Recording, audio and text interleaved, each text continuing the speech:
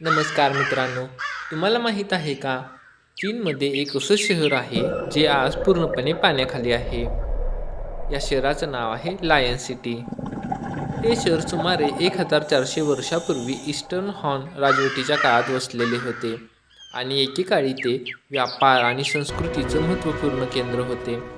1959 साली चीन सरकारने धरण बांधण्याचा निर्णय घेतला. या धरणामुळे संपूर्ण परिसर पाण्याखाली गेला. यामुळे सुमारे 3 लाख लोकांचं पुनर्वसन करण्यात आलं आणि लायन सिटी पूर्णपणे पाण्याखाली गेली. आज हे शहर कियानदो लेक म्हणजेच थाउजंड आइसलँड लेकच्या 26 ते 40 मीटर खोल पाण्याखाली आहे.